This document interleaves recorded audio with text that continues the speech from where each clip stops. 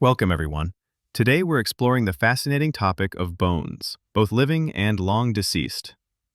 One of the key reasons bones are so important is because they provide us with a window into the past. We've learned a tremendous amount about our extinct hominin relatives, like Neanderthals and other early humans, by studying their skeletal remains. In addition, bones play a crucial role in forensic science. They're often at the center of solving murder cases and identifying unknown individuals, even decades after death. This slide introduces us to the central question we'll be answering: why do bones last so long after death? And what makes them such valuable sources of information? Let's take a closer look.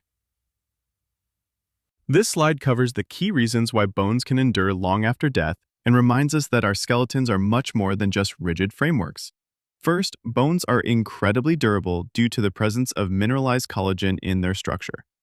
This material decays very slowly, which is why skeletal remains can persist for decades or even centuries, depending on the surrounding environmental conditions. In some cases, if bones are buried quickly in materials like volcanic ash, they can undergo fossilization. This process preserves them for millions of years, which is how we've been able to study the remains of ancient human ancestors. But it's important to remember that, unlike fossils, our skeletons are made of living tissue. Bones are not static. They are dynamic organs that grow, repair damage, and continuously renew themselves. Beyond structure, bones have critical roles in the body. They help maintain homeostasis, store minerals, produce blood cells, and more. So while skeletal remains tell us about the past, our living skeletons are essential for daily survival. Let's begin by examining the foundational elements of the skeletal system: bone and cartilage. First, we have bone, also called osseous tissue. This is a highly specialized, hardened form of connective tissue. It gives the adult skeleton its strength and rigidity, and forms the vast majority of the body's internal framework. Bones are not just inert structures. They are dynamic and living tissues that constantly remodel and adapt in response to stress and use. Next, we have cartilage, another type of connective tissue. But unlike bone, cartilage is semi-rigid, meaning it offers flexibility and cushioning, particularly in areas where the skeleton is subject to movement, such as in joints and in the rib cage. It's what allows bones to glide smoothly against one another during motion, and also provides shape and support in areas like the ears, nose, and between vertebrae. Together, bones and cartilage make up the skeletal system, which serves as the support structure of the body. This system doesn't just hold us up. It plays an active role in many vital bodily functions, which we'll explore on the next slide. The skeletal system is more than just a framework. It's essential for maintaining overall body function. It performs 5 critical functions, each vital to our survival. First, support. Bones form the internal scaffold that supports the entire body. Without them, we would be a shapeless mass of tissues with no form or structure. Second, movement. Bones are not just stationary. They act as levers, and joints act as fulcrums. Muscles attach to bones, and when they contract, they pull on the skeleton, producing movement. Third, protection. Bones form hard shields around vital organs. Your ribs protect the heart and lungs, your vertebrae protect the spinal cord, and your skull encases the brain. Fourth, blood cell production. This happens in the red marrow inside certain bones. This process, called hematopoiesis, produces red blood cells, white blood cells, and platelets, all of which are essential for transporting oxygen, fighting infection, and clotting. Finally, mineral and fat storage. Bone matrix stores calcium and potassium, which can be released into the blood to maintain necessary physiological levels.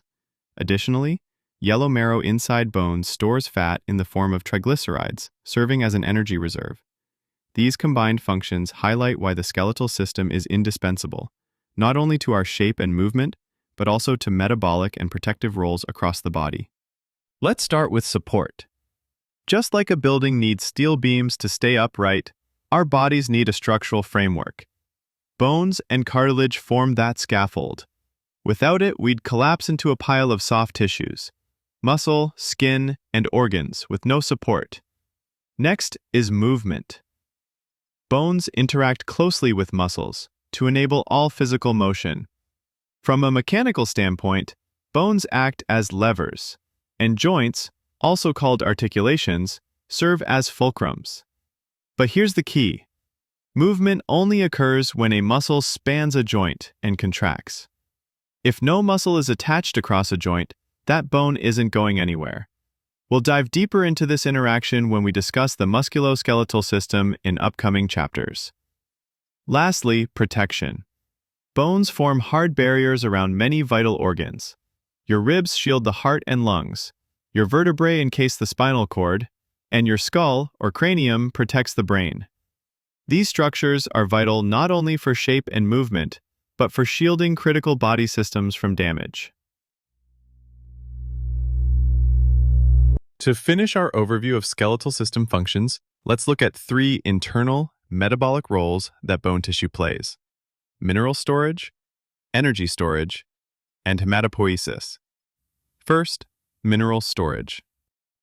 The bone matrix acts as a reservoir for minerals, most notably calcium and potassium, which are essential for many physiological processes. For example, calcium is required for muscle contraction and also helps regulate nerve impulse transmission. When blood levels of these minerals drop, bone tissue can release them into circulation to help maintain homeostasis. Second, bones serve as a site for energy storage. The yellow marrow, found deeper in long bones like the femur, is primarily composed of adipose tissue, fat. These triglycerides act as a reserve energy source that the body can access when needed.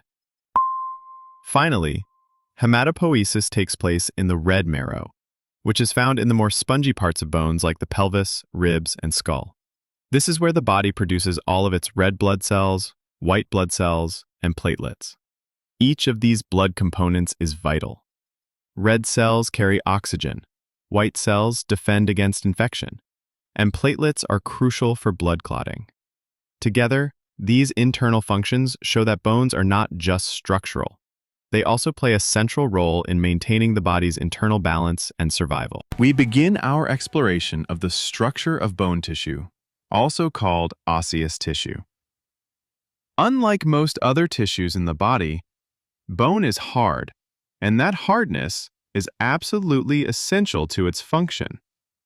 It gives bones the rigidity needed to support body weight, protect vital organs, and serve as levers for movement. But it's important to understand that bone is not static. It may seem unchanging, but it's actually a dynamic tissue that constantly grows, repairs itself, and adapts to the mechanical stresses placed on it. For example, the bones of athletes remodel over time to become thicker and stronger in response to training stress. Similarly, bone is resorbed in areas of low mechanical load or disuse. In this section, we'll be dividing our study into 2 main parts. First, we'll look at the gross anatomy of bone, the visible features like the shaft, ends, and membranes of long bones. Then we'll zoom in further to examine bone tissue under the microscope, where we'll learn about bone cells, the matrix, and how compact and spongy bone differ. Understanding both the macro and microstructure of bone is essential, not only for anatomy, but also for understanding growth, healing, and diseases like osteoporosis or Paget's disease that affect the skeleton. Let's look at the gross anatomy of a long bone, which is the best model for understanding the structural components found in most bones. A long bone is divided into 3 key regions: the diaphysis, the epiphyses, and the metaphyses. The diaphysis is the central shaft of the bone. It's composed primarily of compact bone, which gives it strength and resistance to bending forces. Inside the diaphysis is the medullary cavity, a hollow space that contains yellow bone marrow in adults. This stores fat. On either end of the bone are the epiphyses, the proximal and distal ends. These regions are primarily made of spongy bone, which is lighter and contains spaces for red bone marrow, where blood cell production, hematopoiesis, occurs. The surfaces of the epiphyses that form joints are covered with articular cartilage, a smooth, friction-reducing layer of hyaline cartilage. Between the epiphysis and diaphysis lies the metaphysis, In growing children, this region contains the epiphyseal plate, a layer of hyaline cartilage that allows for longitudinal bone growth. In adults, once growth has stopped, the cartilage is replaced by bone, leaving behind the epiphyseal line. Both the epiphyses and metaphyses have a thin outer layer of compact bone, surrounding a core of spongy bone. And that spongy bone is filled with red marrow, critical for producing red and white blood cells. Understanding this layout is foundational to exploring how bones grow, how they respond to stress, and where blood cells are made. Now let's explore the membranes that surround and line bones, the periosteum and the endosteum. The periosteum is a tough fibrous membrane that covers the outer surface of the bone except at the joint surfaces. It consists of two layers: the outer fibrous layer, which provides protection and structural integrity, and the inner cellular layer, which is involved in bone growth, repair, and remodeling. The periosteum is rich in blood vessels, nerves, and lymphatic vessels, all of which are crucial for nourishing the bone and detecting injury. It also serves as an anchoring point for tendons and ligaments, allowing muscles to attach and exert force on the skeleton.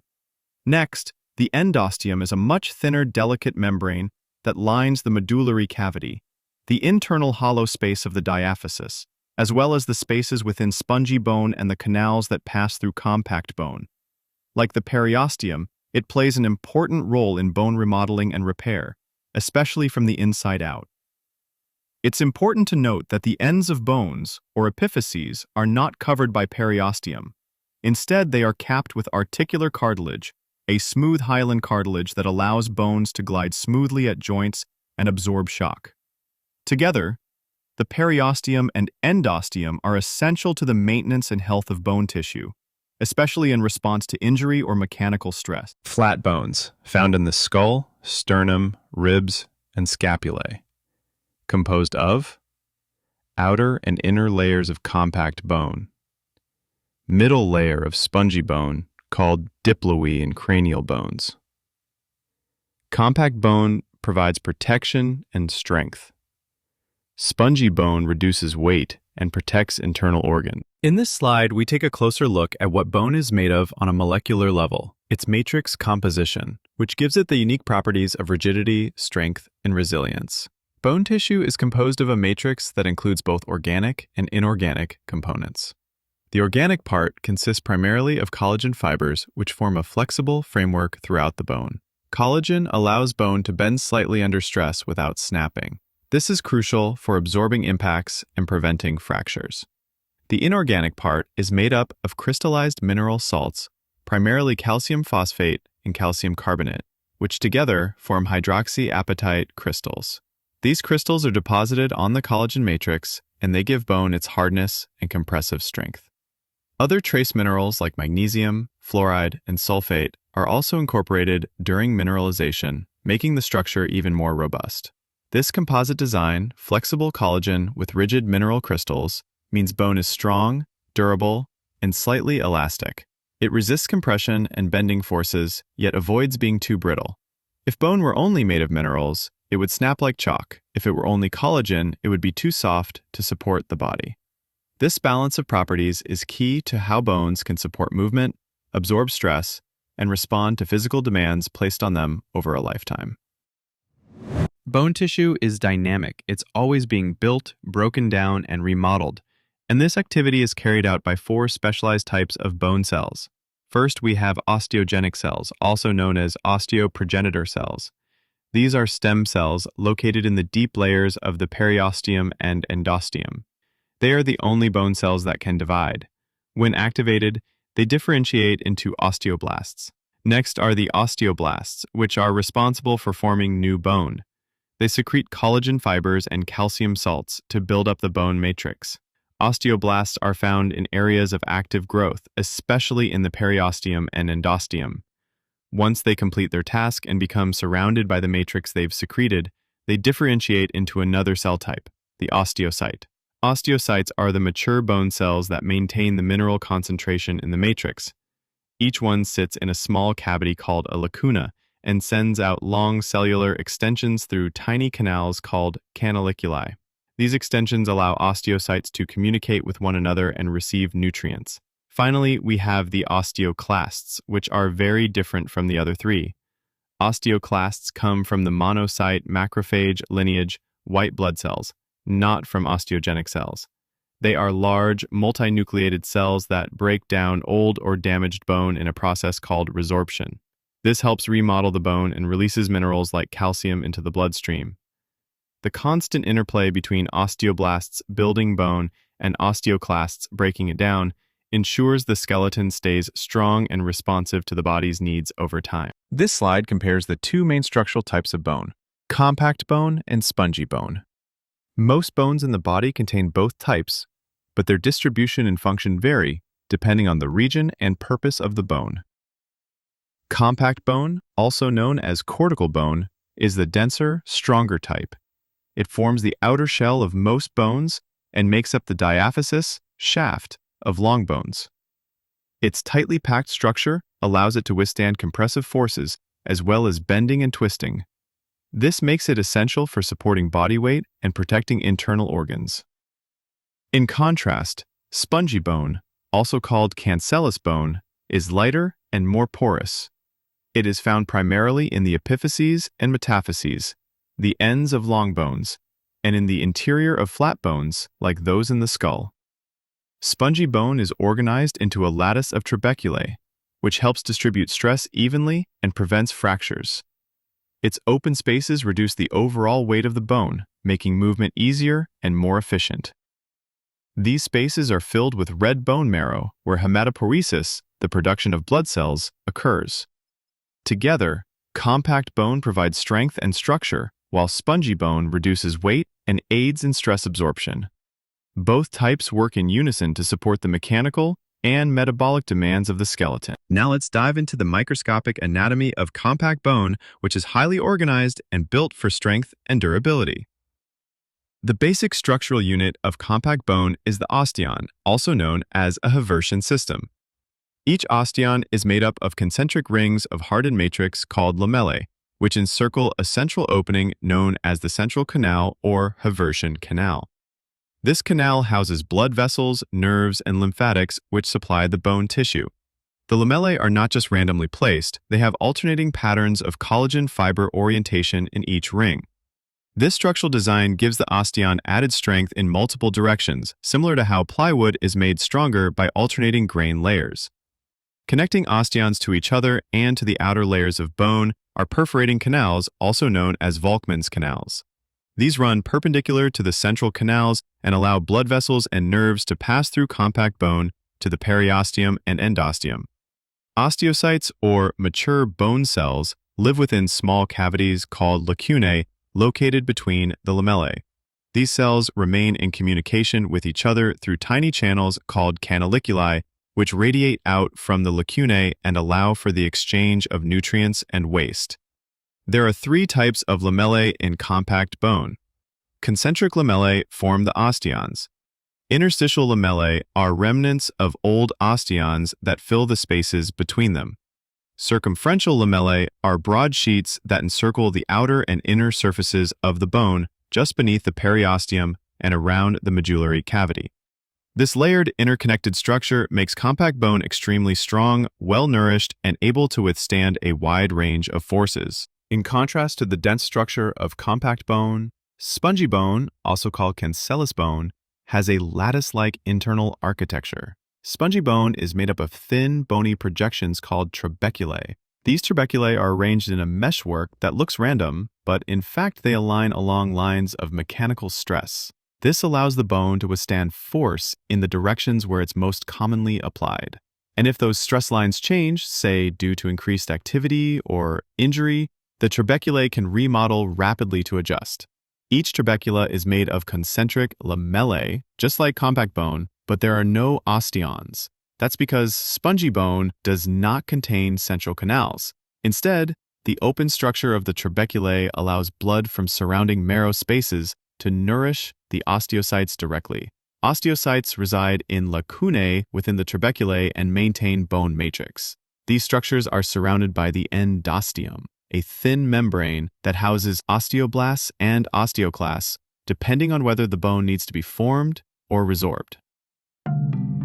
The spaces between tuberculae are not just empty. They're filled with red bone marrow, which supports hematopoiesis, the production of blood cells.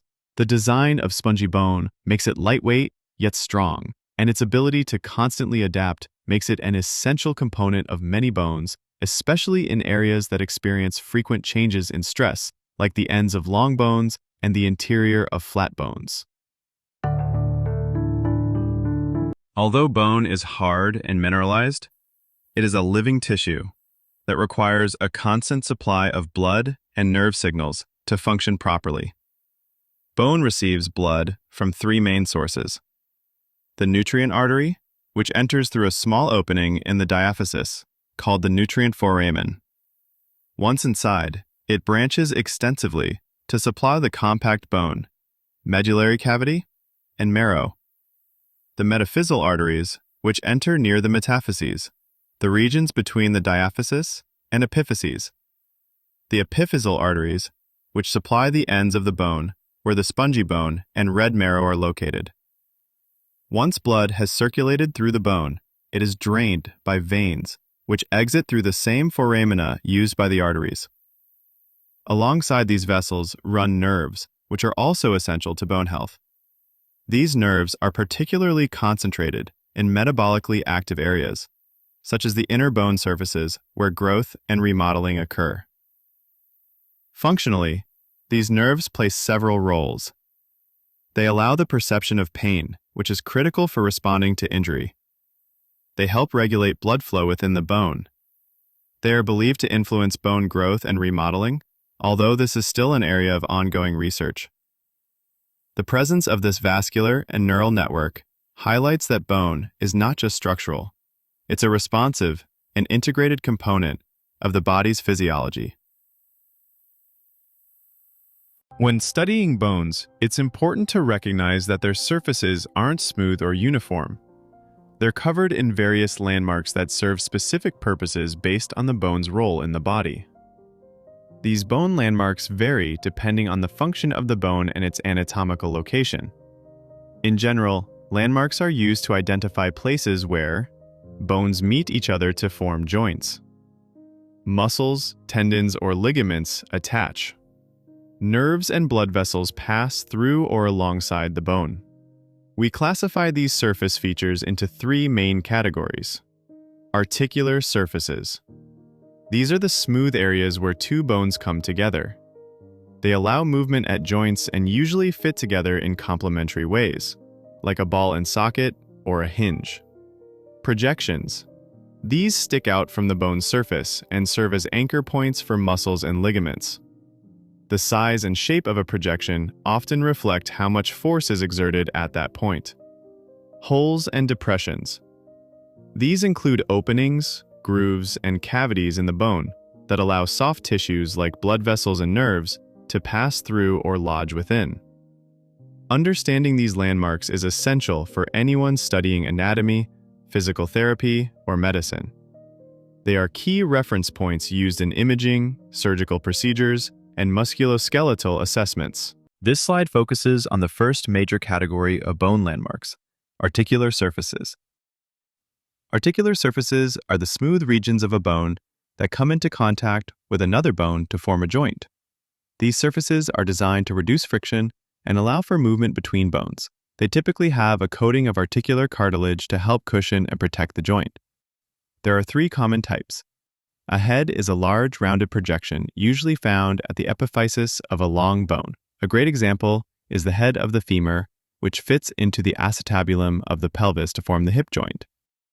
A facet is a flat or slightly concave surface that allows bones to slide past each other. These are commonly found in the vertebrae, where the superior and inferior articular facets help the spinal bones articulate smoothly. A condyle is a rounded, knuckle-like projection, sometimes slightly depressed.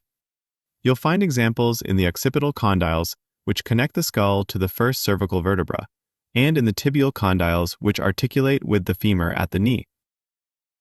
Each of these surfaces is shaped to match the adjacent bone, providing stability and mobility in the joint depending on its function.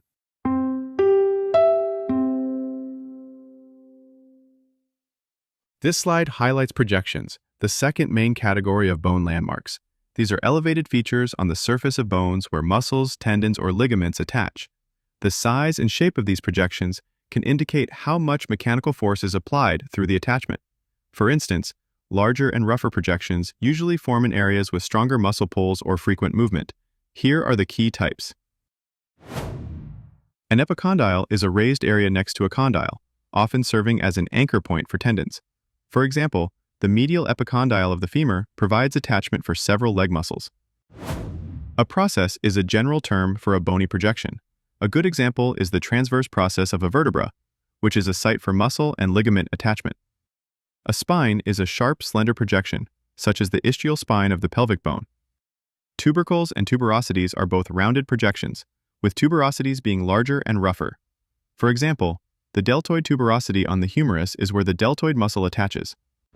A trochanter is a very large projection found only on the femur, like the greater trochanter, which is an important site for hip muscle attachment.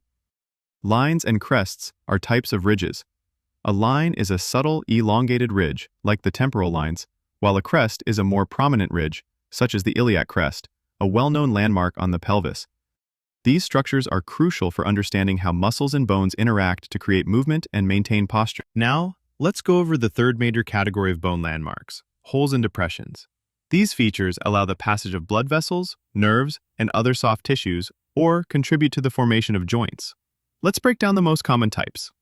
A fossa is a smooth, shallow depression, often serving as a muscle attachment site or accommodating another bone, such as the subscapular fossa on the scapula. A cavity typically refers to a depression involved in joint formation.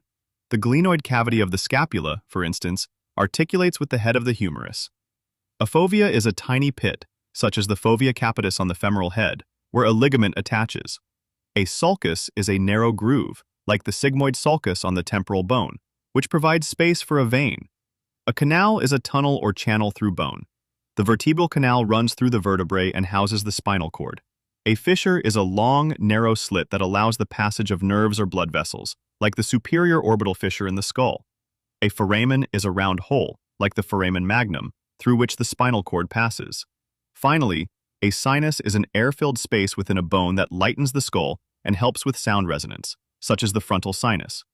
Recognizing these structures is vital in anatomy, especially when learning where critical blood vessels, nerves, and muscles travel through or attach to the skeleton. Let's begin our discussion of bone formation, also known as ossification or osteogenesis. In the earliest stages of embryonic development, the skeleton is not made of bone. Instead, it's composed of fibrous membranes and hyaline cartilage. These flexible materials serve as initial templates for what will later become the bones of the body. Around week 6 or 7 of embryonic development, the process of bone formation begins. This is when ossification starts to transform these early skeletal models into actual bone tissue. There are 2 main pathways by which bones develop. Intramembranous ossification, in which bone develops directly from sheets of mesenchymal connective tissue. Endochondral ossification, where hyaline cartilage is gradually replaced by bone. Although the processes differ in sequence and origin, the resulting bone tissue is identical in both pathways. Whether a bone forms from cartilage or mesenchyme, the final product has the same composition and structure. The rest of this chapter will walk us through the key steps of each ossification pathway, and then explore how bones grow, remodel, and mature from fetal life through adulthood. Before bone can form, a template or model must exist, and in most cases during development, that model is cartilage. Bone is considered a replacement tissue because it does not form spontaneously. Instead, it develops on top of an existing structure. For many bones, this structure is a cartilaginous template that helps define the shape, position, and length of the future bone. This cartilage matrix is created by cells called chondroblasts, which secrete a semi-solid matrix made of hyaluronic acid, chondroitin sulfate, collagen fibers, and water. Once chondroblasts become surrounded by this matrix, they mature into chondrocytes, which live in small cavities called lacunae. An important characteristic of cartilage is that it is avascular. It has no blood vessels. Instead of receiving nutrients and removing waste through direct blood flow, cartilage relies on diffusion through the matrix. This is much less efficient than vascular transport and is one reason why cartilage heals slowly when damaged. During fetal development, these cartilage models serve as the framework for bone formation. Over time, bone tissue replaces the cartilage, but some areas of cartilage will remain into adulthood. For example, articular cartilage at joints and the epiphyseal plate in growing bones. Understanding this cartilage phase is crucial because it sets the stage for endochondral ossification, which we'll explore in detail shortly. Now we move into the first of the two ossification pathways, intramembranous ossification. This process is unique because it does not involve a cartilage model. Instead, bone forms directly from mesenchymal connective tissue, a type of undifferentiated embryonic tissue. This pathway gives rise to several key structures, including the flat bones of the skull, the facial bones, and the clavicles. Next is endochondral ossification, the second major pathway of bone formation. This process is used to form the long bones of the limbs, as well as parts of the skull base and other bones of the body. Unlike intramembranous ossification, this process begins with a model of hyaline cartilage. It's important to note that cartilage is not converted into bone. Instead, it is replaced by bone over time. Here are the steps of this process. Around 6 to 8 weeks of embryonic development, mesenchymal cells differentiate into chondrocytes, forming a cartilage model of the future bone. As the cartilage model grows, its outer membrane, the perichondrium, is transformed into the periosteum, which will support bone development. Blood vessels invade the mid-region of the cartilage, bringing in osteogenic cells. These differentiate into osteoblasts, which form the primary ossification center in the diaphysis. As ossification continues, the medullary cavity forms. Meanwhile, cartilage at the ends of the bone continues to grow, allowing for elongation. After birth, secondary ossification centers develop in the epiphyses, allowing these ends of the bone to ossify while maintaining growth capacity. Cartilage remains in two areas, the epiphyseal growth plate, which enables further longitudinal growth, and the articular cartilage, which will cushion joints throughout life. Endochondral ossification is a slower and more complex process than intramembranous ossification, but it is essential for forming the bones that support weight and allow movement. This slide focuses on how bones grow in length, a process that continues through childhood and adolescence. Longitudinal growth occurs at a region called the epiphyseal plate, also known as the growth plate. This is a layer of hyaline cartilage found between the epiphyses and the diaphysis in long bones. The epiphyseal plate is made up of 4 distinct zones, each with a specific function. The reserve zone is closest to the epiphyses and contains small, inactive chondrocytes. Its main role is to anchor the plate to the epiphyses. The proliferative zone contains actively dividing chondrocytes stacked in columns. These new cells replace those lost at the other end of the plate, contributing to bone growth. In the zone of maturation and hypertrophy, the chondrocytes grow in size and mature, getting ready for the next phase of bone formation. The zone of calcified matrix is where the matrix around the chondrocytes becomes calcified. Most of the chondrocytes die here due to lack of nutrients, and osteoblasts move in to deposit bone tissue on the remaining framework. Together, these zones coordinate to allow the bone to grow longer. New cartilage is added on the epiphyseal side, while ossification occurs on the diaphyseal side, lengthening the shaft of the bone. Eventually, as the body reaches adulthood, this growth slows and stops. The epiphyseal plate is entirely replaced by bone, forming the epiphyseal line, and longitudinal growth ceases. This slide highlights the difference between the epiphyseal plate and the epiphyseal line, both of which are key indicators of bone growth and maturity. During childhood and adolescence, long bones grow in length due to the epiphyseal plate, a band of hyaline cartilage located between the epiphysis and diaphysis of long bones. This plate is where chondrocytes actively divide, allowing for the longitudinal growth of the bone. As a person reaches late adolescence or early adulthood, hormonal changes signal the end of active growth. The chondrocytes in the plate stop dividing, and the entire cartilage plate is gradually replaced by bone. What remains is a thin, visible epiphyseal line, a marker showing where the growth plate used to be. This transition from plate to line is irreversible and indicates that the bone has reached its full adult length. In X-rays, the presence of an epiphyseal line instead of a plate is used to confirm that longitudinal growth has ceased. So in summary, plate equals growing bone, line equals mature bone. In addition to growing longer, bones also grow wider, a process known as appositional growth. Unlike longitudinal growth, which takes place at the epiphyseal plate, appositional growth happens on the surface of the bone, beneath the periosteum. Here's how it works. Osteoblasts, which are bone-building cells, add new bone matrix to the outer surface of the diaphysis. This increases the overall diameter of the bone. At the same time, osteoclasts, the bone-resorbing cells, break down bone lining the medullary cavity. This enlarges the inner cavity and prevents the bone from becoming overly thick or heavy. This coordinated process of adding bone on the outside and removing bone on the inside is called modeling. It allows bones to grow in diameter while maintaining proper shape and reducing unnecessary weight. Appositional growth occurs throughout life, especially in response to physical activity, stress, and mechanical load. For example, weight-bearing exercise can stimulate increased bone thickness through this process, making bones stronger and more resistant to fracture. Even after bones stop growing in length, they are far from static. They continue to undergo remodeling, which is a lifelong process of removing old bone tissue and replacing it with new bone. Unlike modeling, which reshapes bone during growth, remodeling occurs on the same surface, meaning bone resorption and deposition happen in the same location. This process relies on a balance between osteoclasts, which resorb bone, breaking it down and releasing minerals like calcium, and osteoblasts, which lay down new bone matrix, eventually maturing into osteocytes. Remodeling is essential for several reasons. It repairs microdamage from everyday stress.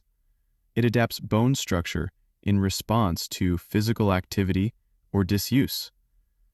It helps regulate calcium and phosphate levels in the blood. And it reshapes bones after injury, such as fractures. Bone remodeling can be stimulated by injury, mechanical stress from exercise, and hormonal changes, such as those involving parathyroid hormone or calcitonin. Even without injury, about 5 to 10% of your skeleton is remodeled every year, ensuring bones remain healthy, strong, and responsive to the body's needs. So, while your bones may appear permanent, they are in fact constantly being renewed. Let's begin with a basic definition. A fracture is simply a broken bone. Bone is a living tissue, and one of its remarkable properties is that it can heal itself. Whether or not a doctor intervenes, the body will attempt to repair the damage. However, if a bone isn't properly aligned during healing, the repaired bone may end up misaligned or deformed. That's why medical intervention is often important to restore anatomical positioning. There are two primary methods of fracture management. In a closed reduction, the broken bone is manipulated back into place without surgery. This is often done using physical force, immobilization, and guidance techniques. In an open reduction, surgery is required. The physician makes an incision to expose the bone, properly align it, and often secure it with hardware like pins, plates, or screws. While many fractures are straightforward, some can be life-threatening. A serious example is a fractured femoral diaphysis, the long central shaft of the thigh bone. This kind of break can release fat globules from the marrow into the bloodstream. These fat particles may travel to the lungs, where they can block capillaries, leading to respiratory distress and, in severe cases, death if not treated quickly. Understanding the seriousness and variety of fractures is important not just for first aid or emergency medicine, but also for appreciating the body's capacity to heal and remodel bone tissue. Fractures are classified based on their appearance, mechanism, and involvement with surrounding tissues. Let's walk through the most common types. A transverse fracture runs straight across the long axis of the bone, typically due to a direct blow or stress applied at a right angle. An oblique fracture breaks at an angle other than 90 degrees. This may happen from indirect or rotational forces. Spiral fractures are the result of a twisting force. The fracture wraps around the shaft of the bone, and these are often seen in sports injuries or accidents involving rotation. A comminuted fracture is particularly serious. It means the bone has shattered into multiple pieces. These often require surgical repair. In an impacted fracture, one piece of bone is driven into another. This typically occurs from compression forces, such as falls from a height. Now for partial fractures. In children, the bones are more flexible, so they often experience a green stick fracture, where the bone bends and breaks only on one side. In adults, we refer to these as incomplete fractures. We also classify fractures based on whether the skin is involved. A simple or closed fracture means the bone is broken, but the skin is intact. A compound or open fracture means the bone has pierced the skin, creating an open wound. These are dangerous because of the high risk of infection. It's important to note that a single fracture can be described using multiple terms. For example, a person might suffer an open spiral fracture of the tibia.